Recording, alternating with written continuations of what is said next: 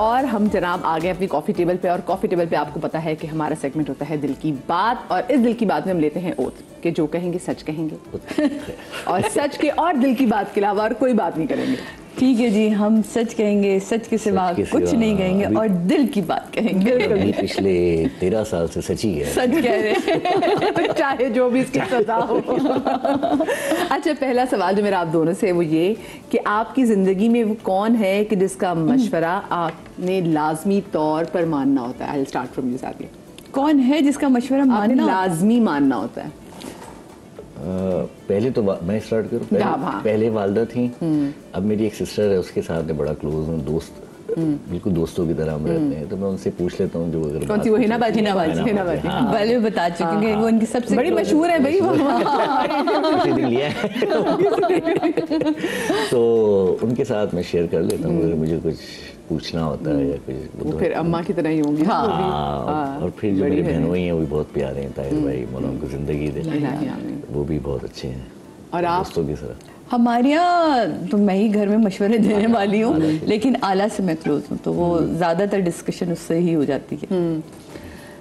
क्या जिसने दिल तोड़ा हो उससे दोबारा दिल जुड़ सकता है? इसमें आपकी दोस्त भी रिश्तेदार भी सब बात बताएंगे।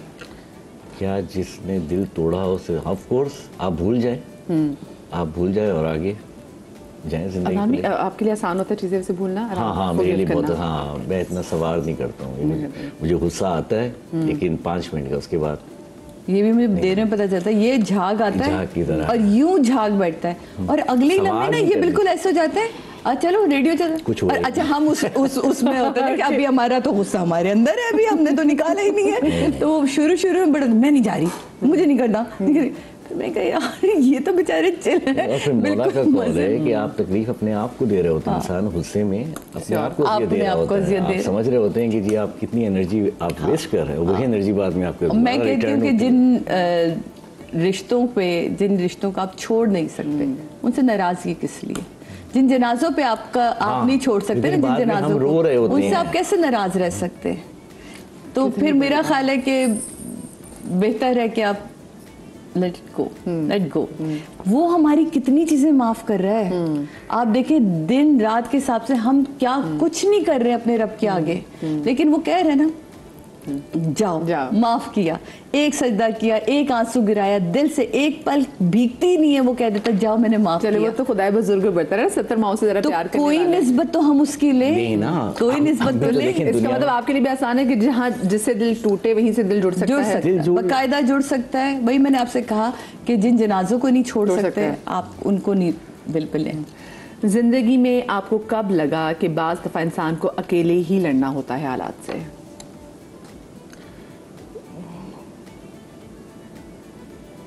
अकेले ही लड़ना होता है हालात से?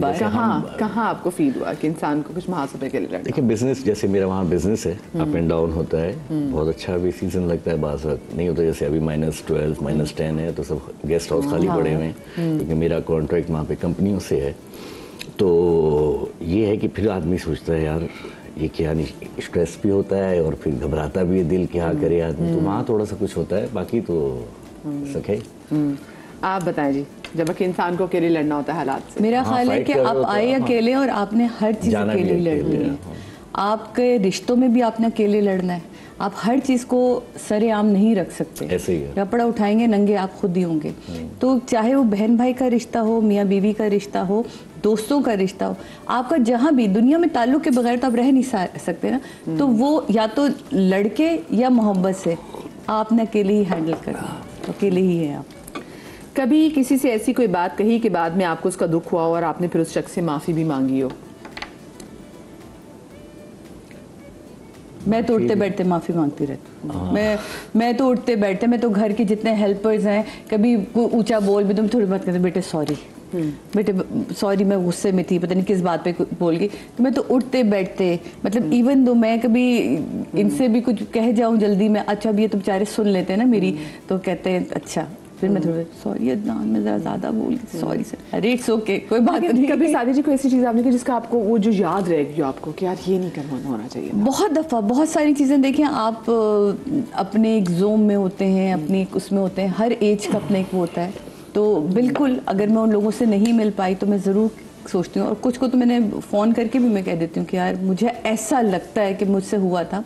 कोशिश तो इंसान की ये होती है कि ना ऐसी कोई बात हो, लेकिन अगर कभी ऐसा हो तो मैं ज़रूर वो करती हूँ। लेकिन कोई ऐसा परफेक्टली याद नहीं आ रहा कि कौन है जिसको मैंने कहना चाहिए या कहा हो, लेकिन ऑफ कोर्स इंसान है, कहीं ना कहीं तो किसी ना किसी का दिल दुखाया ही होगा। अदनान भी आपको कोई ऐसा कोई याद हो कि हाँ कोई ऐसी चीज़ हुई थी और फिर आपको तो यार ये नहीं होनी चाहिए थी?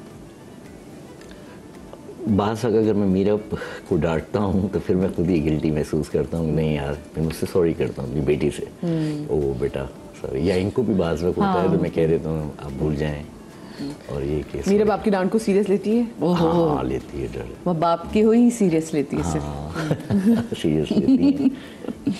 अपनी कोई एक आदत जो आप चाहती हैं कि काश ये मुझ में ना होती, एक आदत? मुझ में मुझे ऐसा लगता है कि मैं बहुत जल्दी ट्रस्ट कर लेती हूँ मेरा, तो मुझे लगता है कि ये नहीं होनी चाहिए, ये अच्छी चीज़ नहीं है। मुझे लगता है कि ठीक है, ये जो कह रहे हैं ठीक कह रहा होगा, ये मुझे कहते हैं थोड़ी आंखें और दिमाग खुली रखा करे, आपको हर बंदा ही ठीक लग रहा होता है, तो मुझे ये होता है कि ये चेंज मुझ में होना चाहिए। लोगों को लेवरेज देना। जैसे जर्मन में कहते हैं ना फतकाउन गुड अब कंट्रोल इज पैसा, इसका मतलब होता है कि ये आप ट्रस्ट करें लेकिन कंट्रोल हमेशा रखें। हाँ, ये है इसका मतलब ना, फतकाउन ट्रस्ट ना, लेकिन कंट्रोल इज बेटर, तो कंट्रोल इज पैसा। कंट्रोल इज पैसा। तो आप बताएं, आपकी ऐसी कौन सी आदत है जो आपको लगता है कि नहीं होनी चाहिए थी? बाथरूम का दरवाजा खोल देता हूँ मैं हमेशा, इसकी वजह से डांट रही होती है, या टॉवेल को गिला छोड़ दिया, जो तौलिया जिसको हम लोग कहते हैं, तो बस ये सब चीज़ें अगर नहीं हो तो मैं समझता हूँ दुनिया का सबसे बेहतरीन मियाँ हूँ। आपको भी ऐसा लगता है कि अगर अपनी चीजें जगह पे रख दे? लाइट अरे लाइटें खुली छोड़ देंगे, तौलिया छोड़ देंगे, बाथरूम का दरवाजा में अदनान, अच्छा अब एकदम होता क्या है, नहीं मैं तो सब बन, अब मैं कहती हूँ आइए आके देखिए, लेकिन फिर मैं उससे कहता हूँ आए ना, फिर रहें साथ, आ जाइए, फिर बुरी विसल ना आपको ख्याल है अगर तो आइए रही, क्योंकि मैं तो यूज्ड टू हूँ, कोई कहता ही नहीं मुझे। ये यहाँ आते होटल की तरह रहते हैं, मैं भी वहाँ जाके होटल की तरह नहीं रहती, इनसे पूछें पूरा घर, पूरी चीजें, इनकी चीजें सेट वेट करके सब करके सफाई हम दोनों में शुक्र है मौला का, सो ऐसा नहीं है कि सारी चीजें बिखरी हुई हैं। क्या बात, लोगों से उम्मीद लगाना सही है या इसका कोई फायदा नहीं है? देखें लोगों, इसका जवाब मैं देता हूँ, उम्मीद लगाएं, दोनों ने देने हैं। देखिए उम्मीद लगाएं लेकिन सिला ना मांगे, सिला कुदरत से मांगे, उम्मीद जरूर लगाएं, सही, उम्मीद के बगैर दुनिया नहीं कायम है। हम रात में जो सुबह हमें करना होता है उसकी प्लानिंग हम रात में कर रहे होते हैं सोने से पहले, तो उम्मीद जरूर लगानी चाहिए लेकिन सिले की उम्मीद नहीं रखें। आप बताएं। मेरा भी सेम ये इसी तरह का ही मैं कहने वाली थी कि उम्मीद पे दुनिया कायम है और कायम पे ही हमारी उम्मीदें लगी हुई हैं, तो उम्मीद ज़रूर रखें, लेकिन नो आप ये ना समझें कि आपने जो किया या आपने उसके साथ जो कर लिया उसका वो भी उतना ही सिला देगा, नहीं, वो अल्लाह, आप वो उस पर रब पे छोड़ दे बस मामला। मुझे दिली सुकून मिलता है जब ये मुझे देख लेती है। मुझे दिली सुकून मिलता है जब मैं किसी के काम आ जाऊँ, मुझसे कोई कुछ कह दे और मैं वो कर लूँ ना, तो मैं बड़ी सुकून में आ जाती हूँ कि यार शुक्र खुदा का, तूने मुझे इस काबिल रखा कि इसके सवाल से पहले मैं इसका जवाब दे दिया मैंने। आपको दिली सुकून मिलता है जब मेरे गेस्ट हाउस सारे भरे हुए हों, भरे हुए हों, माया आ रही हो सही, मुझे बहुत सुकून मिलता है। और ये कि जब बीवी से बात हो जाए पैसे को कैपिटल सर माया ये देखो ये इसको किसी माया की बात करे तो बड़ा सुकून मिलता है, क्योंकि ये भी एक जिंदगी का हिस्सा है। एवरीबडी नीड अ मनी, बगैर उसके गुजारा नहीं होता। और आप जितना आप फैला रहे होते हैं तो उस हिसाब से आपको चीज़ें मैनेज करनी होती हैं। बिल्कुल सही बात है। ये है, और बाकी ये कि जाहिर सी बात है फैमिली को देख के सुकून जो मिलता है वो किसको मिलेगा आप बताएं। लेकिन अब तो आपने पहले बिजनेस की बात कर दी। अच्छा अब आपने पहले बिजनेस की बात, कोई ऐसी बात जो आप दोनों को एक दूसरे की पहले तो बुरी लगती थी लेकिन बाद में आपको लगता है कि असल में यादें तो बड़ी अच्छी है भाई? अदनान डिसीजन बहुत जल्दी नहीं लेते, मैं बहुत जल्दी डिसीजन लेती हूँ। अदनान से कहो तो मैं इस पर चिढ़ती थी, क्या मतलब अब क्या है, ख़त्म करें किस्सा, मतलब करना है नहीं करना कर दें।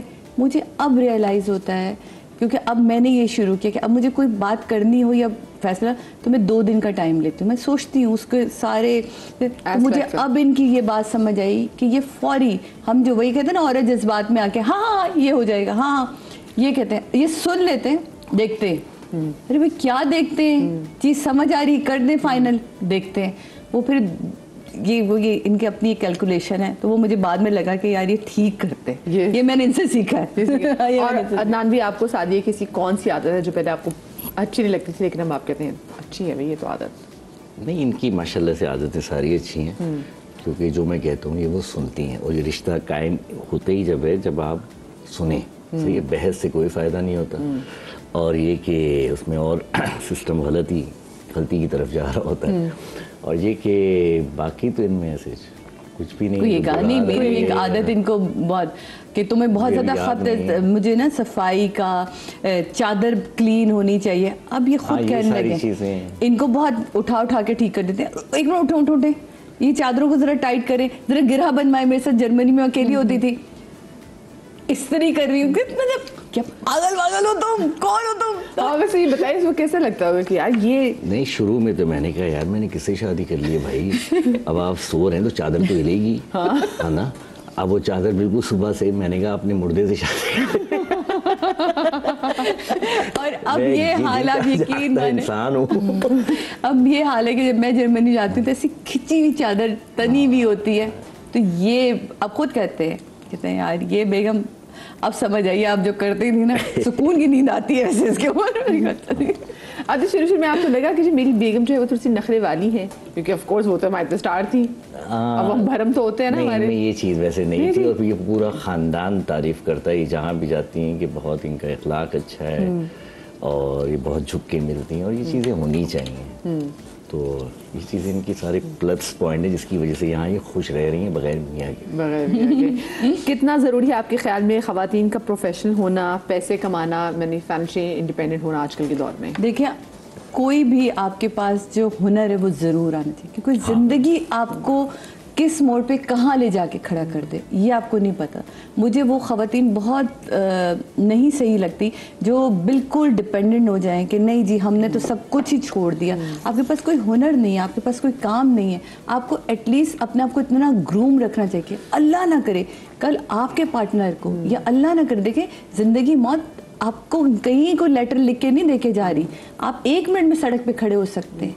तो आपको इतना पता होना चाहिए कि आप अपने आप को थोड़ा सा स्ट्रॉन्ग और संभाल से, चाहे तालीमी तौर पे आप स्ट्रॉन्ग हो, मेंटली तौर पे आप स्ट्रॉन्ग हो, फाइनेंशियली तौर पे अपने आप को स्ट्रॉन्ग, कोई ना कोई एक हुनर औरत के हाथ में ज़रूर होना चाहिए। आपको कितना लगता है नाम की लड़कियों को? नहीं, बिल्कुल इन्होंने सही कहा, क्योंकि मैं समझता हूँ गरीब होना बुरी बात नहीं है, लेकिन जाहिल होना बहुत यानी कि बुरी बात है। और इसमें सब औरतें जो लड़कियां हमको पढ़ना चाहिए, समझ रहे हैं। और अच्छी बात है, हुनर तो कभी भूखा रह ही नहीं सकता आदमी अगर हुनर आपके पास है। और ये फिर डिपेंड करता है काम की, जैसे आपने कहा बात करी इस वक्त कि काम करना चाहिए या नहीं करना चाहिए, डिपेंड करता है कि घर के माहौल पे और हालात पे कि सिचुएशन क्या है। लेकिन जिससे आप शादी करें उस वक्त आप अपना माइंड ये बनाए जी बता दें, देखें अब मैंने ज़िंदगी आपके साथ गुजारनी, अगर ये आप जिम्मेदारी संभाल सकते हैं तो वो करें, वरना ना करें। जवाब सिर्फ प्लस पहले बता दें। हाँ, ये बातें देखिए हमेशा पहले ही होनी चाहिए, बाद में नहीं होनी चाहिए। बाद में सिर्फ मसले होंगे। तो ये सारी चीज़ें अगर इंसान इस चीज़ों पे फोकस सही करे, मैं समझता हूँ ज़िंदगी बहुत ही अच्छी गुजरे। अच्छा, किन लोगों की आपकी ज़िंदगी में बिल्कुल भी जगह नहीं है? झूठे लोगों की तो मेरी ज़िंदगी में बिल्कुल ही जगह नहीं। मतलब मुझसे झूठ नहीं बर्दाश्त होता। मैं कहती अब कुछ नहीं हूँ, लेकिन मैं उन लोगों से किनारा कशी करके खुद इधर उधर हो जाती हूँ। तो मैं फेक लोगों के साथ और झूठ के साथ नहीं रह सकती। बिल्कुल मैच करते मेरे को सेम। हाँ मैं नहीं रह सकती, और इनको पता भी है कि मैं थोड़ी देर वहाँ किसी उस महफिल में बैठूंगी और मैं यूँ हो जाती हूँ कि ये अदनान कहते हैं फुल हो गया हूँ मैं। या जो लोग इशारों में बातें कर रहे होते हैं ना, इनको तो नफरत है। मैं कहता हूँ यार ये क्या हो रहा है, क्यों, वाई? आप किसी से मिल रहे हो, मुझे नीड ही नहीं है उससे कुछ, मैं मिल रहा हूँ सिर्फ यार आपके इखलाक की वजह से। अब आप आंखें दिखाएं, यूं करेगी क्या हो रहा है, लेकिन ये सारी तेजियां यही हैं। वरना बाहर मुल्कों में बड़ी सीधी जिंदगी है और बड़ी अच्छी है, ऐसा नहीं है। हाँ, मैं हमेशा कहता हूँ, देखिए मुल्क चलाते हैं लोग, याद रखिएगा। जो आज से मुझे 30 साल हो गए, जो पहले था, जहाँ मैं कराची की बात कर रहा हूँ क्योंकि मैं यहाँ पे ऑफ कोर्स रहा हूँ और यहीं पे पैदा हुआ हूँ, तो वो नहीं रहा। लेकिन ये मुल्क गलत नहीं है जो हम कहते हैं पाकिस्तान, जी मैं उन लोगों को मैसेज दे रहा हूँ जो ओवरसीज हमारी तरह पाकिस्तान रह रहे हैं, मुल्क गलत नहीं होता, लोग गलत होते हैं जो चला रहे होते हैं, समझ रहे हैं। अब जैसे हम सिंसियर हैं इस रिश्ते में, तो मैं अपना बेस्ट दे रहा हूँ ना, घर है, गाड़ी है, स्टाफ है, कुछ करने की ज़रूरत ही नहीं है।